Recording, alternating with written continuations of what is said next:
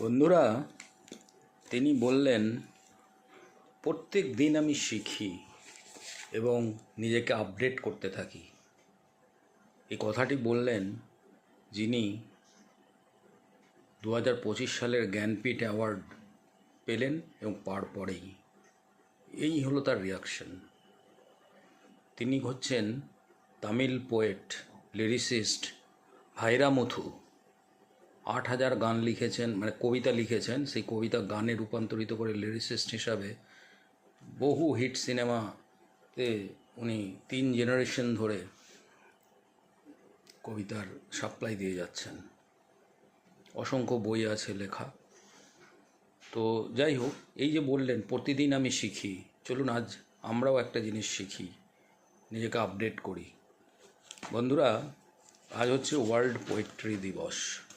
21শে March প্রত্যেক বছর বিশ্ব কবিতা দিবস পালিত হয়। এবছর কবিতা দিবসের থিম হচ্ছে poetry as a bridge for piece and inclusion.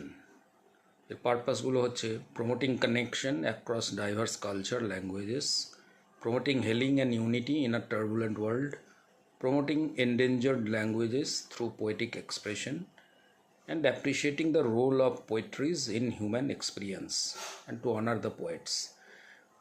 এটার মানে হলো, থিমটা হচ্ছে বাংলাতে বললে, কবিতা একটি সেতুবন্ধন, শান্তি আর অন্তর্ভুক্তিকরণ, এক সূত্রে সকল মানুষকে তার আত্মীকরণের মাধ্যমে, কেউ বাদ নয় কবিতার স্বাদ থেকে। এই মোটামুটি বাংলাতে থিম বলা যায়। তো আজকের দিনটা আমরা জানি, আজকেই 21শে মার্চ। তো আমাদের মননে, বাঙালির মননে তো কবিতা একদম তার গ্রন্থিতে গেঁথে আছে। সুতরাং তবে একটা জিজ্ঞাসা মনে জাগে যে আপনারা জানেন কি কেন 21শে মার্চ বিশ্ব কবিতা দিবস? কারণটি হলো, ইউনেস্কো একজন বিশ্ব লেভেলের একটা এজেন্সি, তাদের একটা বড় একটা সেমিনার হয়েছিল 21শে মার্চ, যেটা হচ্ছে 30th জেনারেল কনফারেন্স, প্যারিসে হয়েছিল 1999 সালে। 21শে মার্চে হয়েছিল বলে এই দিন থেকে এটাকে বিশ্ব কবিতা দিবস হিসাবে পালিত হয়ে আসছে। এদের বিশ্বের সবচেয়ে পুরনো কবিতার নাম হচ্ছে দ্য এপিক অফ গিলগামেশ। এটা একটা ব্যাবিলনিয়ান পোয়েম, লং পোয়েম।